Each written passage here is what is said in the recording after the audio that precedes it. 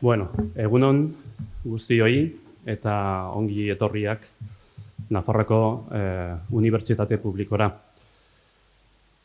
Maiatzak 13, asteartea eta 13, eta ez dakit ausartak izan garen edo gaurko data aukeratzerakoan, baina ea dena ongi ateratzen den.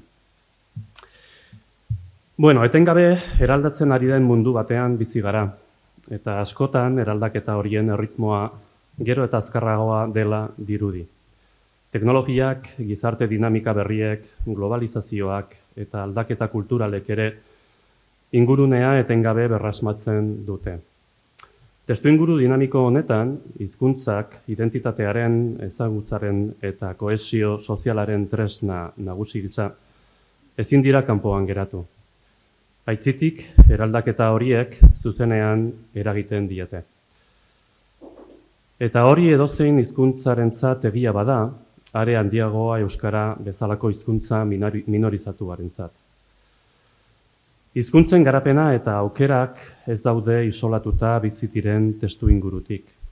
Digitalizazioak, komunikazio eta ikaskuntza forma berriek eta gizarte harremanen bilakaerak eragin handia dute hizkuntzaren transmisioan, erabileran eta gizarte balorazioan. Beraz, euskararen irakaskuntzak Nafarroan dituen erronkak ez dira gaur egun duela hamarkada batzuetako berberak. Aurrera pauso handiak eman dira, bai, baina erronka berriek ere suertatu dira. Konplexuak, askotan aurrikusi ezinak eta egokitzapen etengabea eskatzen dutenak. Eskolek, irakasleek, familiek, erakundek eta noski ikasleek ere egokitu behar dute aldaketa horietara.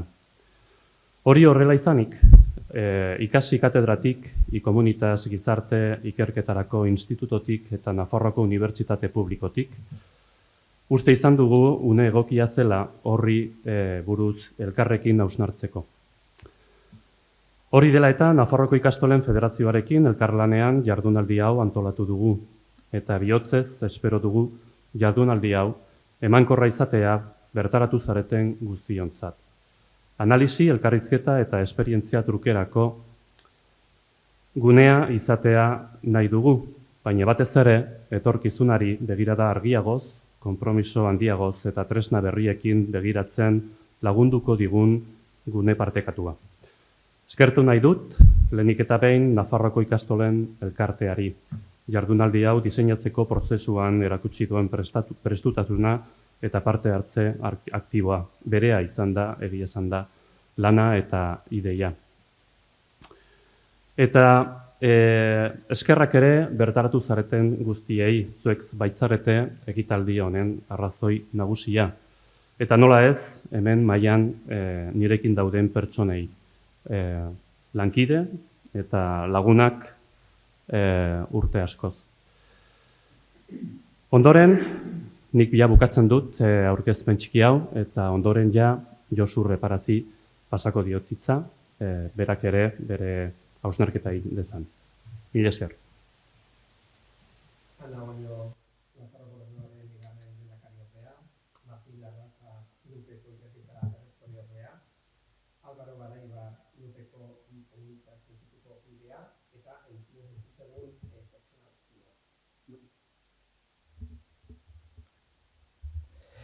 Eskerrik asko Nafarroako Unibertsitate Publikoari, euskara ardatz duen irakaskuntzak, Nafarroan dituen erronkak jardunaldia antolatzeko ekimena hartzeagatik.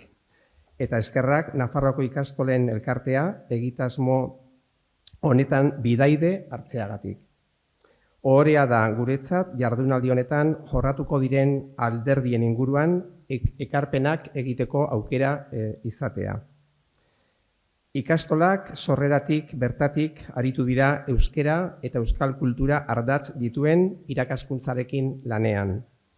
Eta horretan dihardute gaur gaurkoz ere. Ezaguna da Nafarroan euskerak bizi duen egoera. Hasierako erronkaile guztiek bizirik diraute gaur egun ere. Ildo horretatik, oraintsu argitaratu dute Xavier Erize soziolinguistak eta Carlos Vilches soziologoak, Nafarroan euskara sustatzearen inguruko jarrerei buruzko ikerketa lana. Eta Nafarroako ikastolek hasiera hartan hartutako bidean aurrera egiteko indarra ematen duten datuak aurkitzen dira bertan. Finean, euskaldunok, Nafarrok ditugun erronkak dira euskara ardatz duen irakaskuntzak Nafarroan dituenak. Egunerokoan ikasleekin, familiekin eta irakasle zein hezitzaileekin elkarlanean arituz ekiten diogu zeregin horri. Geure izatearen muina den ipar horri. Dela eremu formalean, dela ez formalean ekinez, edo familian euskara ardatz duen murgiltze ereduan urratsak eginez. Ezina ekinez egina dio gure aurrekoetatik jaso genuen esamoldeak. Ikastolok 2002 urtean zailtasunez betetako bide bati ekin genion. Hizkuntz proiektuaren diseinuari hain zuzen ere. Horretarako diagnosiak prestatzeko tresnak sortuz, eta bar, eta bar. 2009an argitaratu zen prozesu guzti horretatik ateratako lana eta pentsamendua. Hori izan zen hizkuntz proiektuaren liburua. Liburu hartan hizkuntzen auziari erreparatzen zion. Hezkuntza prozesuetan arrakastaz murgiltzeko erabakigarriak eta alboratu ezineko bitartekoak eta lanabesak definitzen ziren. Horrekin, Mitxelenak hizkuntzak direnaz idatzitakoak genituen buruan. Hizkuntza bat, gurea naiz inorena, ez da gizarteko mintzabide eta adirazpide besterik. Ona da, beraz, elkarrekin mintzatzeko eta elkarri gogoetak adirazteko delarik. Mintzatzeko eta adirazteko balio duelako. Jarraitzen zuen esanez, horrexegatik, beragatik, da ona aizkora zorrotza, ebakitzeko sortua delarik, eta ez aizkora amutsa, berriz txarra. Gehi dezagun ez dela berez hizkuntza amutsik. Horrelako utzik ageri baldin badu, zorrotz dezakeen adina, zorroztu ez dutenena soil-soilik da ardura. Hori da gure helburua. Aizkora hori zorrozten jarraitzea eta hizkuntza hori aberasten jarraitzea gure ikasleen artean. Probestu dezagun beraz gaurko egunak ekarriko digun ezagutza eta esperientzia trukea. Zalantzarik gabe, emankorrak eta baliagarriak izango zaizkigu, gaur gurekin izango ditugun adituen eta arituen ekarpenak. Arretaz, jakin minez, eta gogo biziz hartuko ditugu haien ekarpenak. Egun emankor eta oparoa opa dizuet.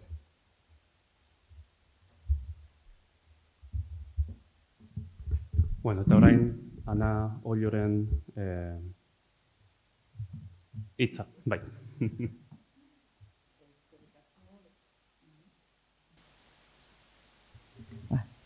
Eguno guztiei eta, biziko gauza eskerrik asko.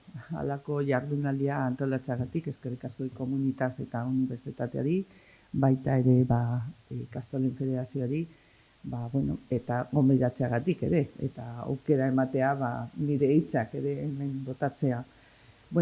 Unibertsitate publikoa hausnarketarako eta ezagutza partekatzeko espazio ezin hobea da, hori izateaz gain, hezkuntza sistemaren azken mailaren parte ere bada.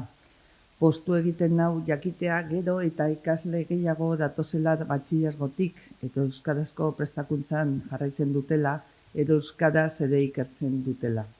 Goi mailako hezkuntzak ematen duen ukitu honekin, gaur euskara prestigio soziala eta akademikoa sendotzen duen hizkuntza da, beste hezkuntza mailetako irakasleen inplikazio osoa ezertan baztertu gabe. Haur hezkuntza, lehen hezkuntza, bigarren hezkuntza zein lanbide heziketa. Eskerrak eman nahi dizkiok ere, ikomunitasi gure hizkuntzak euskarak dituen erronkei buruzko eztabaida bat planteatzagatik eta bertara gonbidatzeagatik. baita ikastolen elkarteari ere Josu esker mile, euskararen irakaskuntzan ez ezik gizarte eta lurralde kohesioaren alde egindako lanagatik. Arreta euskaran jarratzen baituzue. Izan ere, zerbait argi geratu bada gaur egun euskara gizarte mailan ere duen bizitasuna, hein handi batean, hezkuntza maila eta aldaera ezberdinetan izan duen ekarpenari zor zaio. Hezkuntza formala eta informala, publikoa eta gizarte ekimenekoa, aurrena eta helduena. Nafarroko gobernuaren hizkuntza politikaren arduradun gisa diot, jakinik hainbat departamentu eta erakunde sozial zein kultural inplikatzen dituzten zeharkako politikak direla beti. Gaur guzti horiek hemen egotea erraza ez denez, gogoeta batzuk egiten saiatuko naiz. Euskararen sustapenaren inguruan egin berri diren eusko ikaskuntzak, Josu Reparaz aipatu duen bezala, burututako azterketaren antzekoen arabera, Nafarroan euskararen ezagutza eta balorazio positiboa goranzko joera da azken urteotan, eta horri esker Europan bakarraren hizkuntza gutxituen mantentzen eta berreskuratzen ari da. Nastaten azken datuek emandako argazki argia eta itxaronpentsua da hizkuntza berreskuratzeari dagokionez. Izan ere, urte oso gorabehetasuen ondoren eta dena edo ia dena bigarren planoa batean utzi duten fenomenoen ondoren, pandemia esaterako, euskal hiztunek porzentajaiei eusteaz gain gora egin du. Zertxo bai, baina euskaldunen kopurua 15% hazi da. Datu hori euskaldun hartzaileen 11,6arekin batera, Nafarroan euskara hitz egiten edo ulertzen duten pertsonen kopurua ia 27% da. Horrek zenbaki hori absolutuetan itzulia zifra garrantzitsua batzuk izatea garamatza. Izan ere, dagoeneko 100.000 nafar baino gehiago daude euskaraz hitz egiten dutenak. Eta 77.000 nafarrek ez dute ondo hitz egiten baina ulertzen dute. Guztirak 177.000 nafar dira eta oso presente daukate euskara beren bizitzan. Zenbaki hauek duela 3 hamarkadako abiapuntua haize bikoiztera suposatzen du.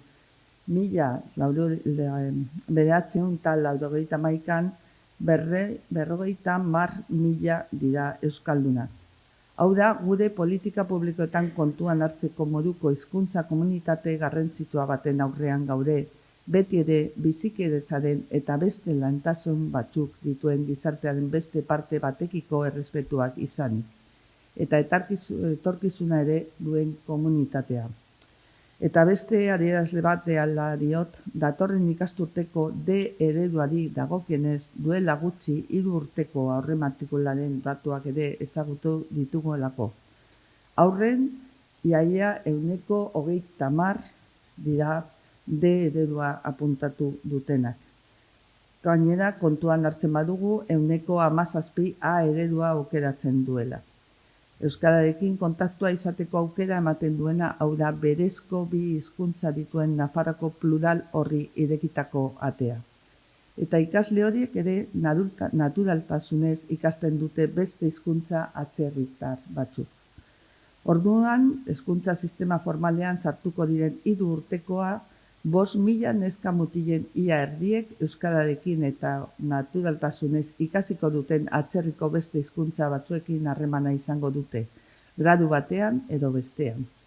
Hori da Nafarroa anitza munduari irekiak. Eta zinez diot, hizkuntzari dagokienez denok ere lan egiten dugula gure lurralde horrelakoa izateko. Horrek poza ematen dit zuzentzen dudan departamentutik dakizuen bezala, kanpo ekintzako gaiak ere kudeatzen baitigu. Europari begira da, ere lan egiten dugu, non persona elean hitzak izatea beti balioa erantziaren. Eta elkarbizitza eta errespetu gido batean egin nahi dugu, hizkuntzek ez baitute ezagutza murrizten zabaltzen baizik. Ez baitute elkarrekin lehiatzen, elkarri aberaztu baizik. Gero etorkizunaz eta erronkez hitz egin dugu. baina hori egin aurretik gobernuaren ekintzatik bertatik hizkuntza berreskuratzeko eta hiztun berriak gehitzeko bigarren tresna nagusia nabarmendu nahi dut. Helduen hezkuntza dela bere garaian ezin izan zutelako edo nahi izan ez zutelako, dela geroago behar edo nahi hori ikusi dutelako. Euskaltegia funtsezkoa izan dira eta izango dira gaur egun hizkuntzaren argazkia hau izateko. Zaila da zehaztea zenbat lortu duten goi mailako titulua, baina bide horreta eta askoz gehiago ikasi dute euskara modu batera edo bestera. Bide horretatik, baina esan dezake urtero 5.000 heldu baino gehiago izena ematen dutela helduen hezkuntza mota horretan. Nahiko kopuru iraunkorra da eta godantz doa azken 10 urtetako datuen arabera euskaltegi publikoetan zein gizarte ekimeneko zentroetan. Sare horrek laguntza finanziazioa bikoitza du Euskarabidearen eta gure departamentoaren bitartez, prestakuntza hori eskuratzeko oztopo ekonomikoa gainditzeko zentroak eta ikasleen matrikula finantzatzean laguntzen duten deialdia. Zalantzarik gabe, bilakaera hori gure gizartearen meritu argia da batez ere ikasle gisa, guraso gisa, irakasle gisa ahalegin hori egin duten persona horiena. Eta horrela aitortu behar da, gizarte nafarrak berezkoa duen hizkuntza bat zaindu eta mantendu nahi izan duela eta hainbat arrazoinengatik beste garai batzuetan arrisku larrian egon zela ere. Oraindik bide luze dago egiteko are gehiago mundu global eta globalizatuta batean, baina lortutako aurrerapausoak asko dira eta zaindu, mantendu eta hobetu egin behar dira, bai kantitatea, bai kalitatea, baina ezin du bakarrik egin. Administrazioaren, tokikoa autonomikoa lana izan da gizarteari laguntzea berreskuratzea prozesu horretan eta horrela jarraitu behar da. Amaitzeko, naiz eta bide luzea aurretik izan, gai kezkagarria batzuk aukera edo erronka bihurtu behar dira. Bi agerikoenak dira gero eta askotarikoagoak eta den gizarte batean aurrean gaudela. Hizkuntza berreskuratzeko joera horretan aurrera egiteko eta horri eusteko funtsezkoa da gure gizartearen testuingurua berriarekin eta den erabilera eraginkorrarekin zerikusia duten bi erronkari aurre egitea. Eta horrez gain araugintzak, antolaketak eta aurrekontu tresnak hobetzea eta sendotzea hezkuntza ardatz hartuta. Hizkuntzak ez bada erabiltzen, ez du bizirik irauten, eta horregatik garrantzitsua dira datorren aste honetan hasiko den Euskaraldi bezalako ekimenak. Baina batez ere ikuspegi horretatik ere hizkuntzaren ikuspegitik geure burua berrasmatzera behartzen gaitu gizarte askotariko eta mestizoaren aurrean gaudela jakin behar dugu. Eta elkarrekin bizitzera ere. 2000 urtean atzerrian jaiotako Nafarroko biztanleak 2,7 ziren. Orain berriz 18 baino gehiago dira. Euskara Nafar gizartean egoteko aukera gisa ikusi beharko lukete lanerako tresna bat izateaz gain, komunikaziorako, harremanetarako eta baterrarako aukera gisa ere, hau da erronka nagusietako bat da hemen eta leku guztietan. Eta era berean, euskarak hizkuntza gutxitu eta bertako giza aurre egin behar dion bigarren erronka gizarte global, uniforme eta mugikor bati aurrea egitea da.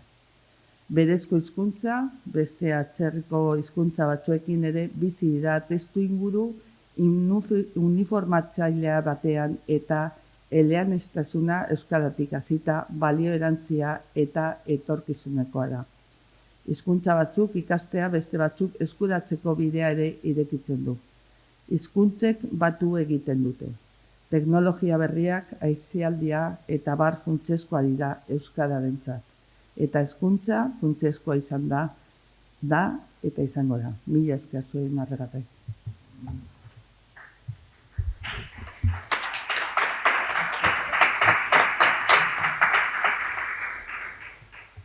Eskerrik asko Ana. Eta orain protokolokion bezala, Martin Larraza, ikerketa errektore ordea, hartuko hitza. Bai, mila esker Albaro. Nik labur ez, nik esan behar dudana zugunaz da interesgarria eta bai ondoren datorrena. Nik eta behin, egun on guztioi, eta ongi etorria Nafarroako Unibertsitate Publikora. Eta azteko hori eskerrak eman, antolatzaileei, komunitas ikerketa zentrotik, eta hor dago Juan Mari bai, ere zuzendaria, eskerrik asko jardunare antolatzeratik, eta baita Juzu reparazi, Jesus Mari, udar bizarra, Jesus Mari beti, Nafarroko ikastolako lehendakariari, jardunaldia antolatzeagatik, eta, zuek guztioi, gure etxera etortzeagatik, denon etxera dena, gure Nafarroko Unibertsitate Publikoa gara, orduan denon etxera dago, ezta. Eskerrik asko ere bai, pixkat antolatuko gaiaren inguruko, gai hau planteatzeagatik, ezta. Gure unibertsitate bezala, gure helburu edo eginkizuna da, Anak lehen aipatu den bezala, gaur egungo interesgarriak edo gaur egungo gaiak aztertu eta eztabaidatzeko gune bat eskaintzea, ezta. Orduan, ez hori bakarrik gune eskaintzea, baizik eta kalitatezko ikerkuntzan oinarrituta, ezta. Eta nik uste dut gorko antolatu zuen jardunaldi honek, hori betetzen duela, ezta.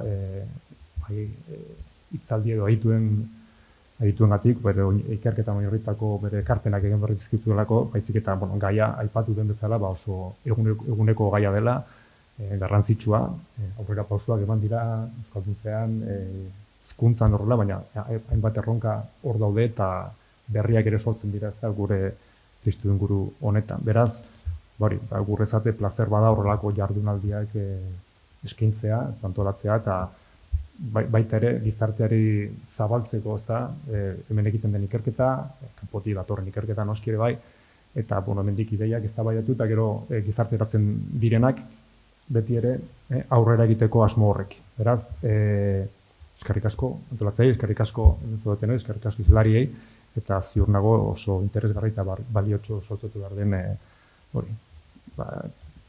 jarduera batean gaudela, beraz ondo asko ikasik, ondo.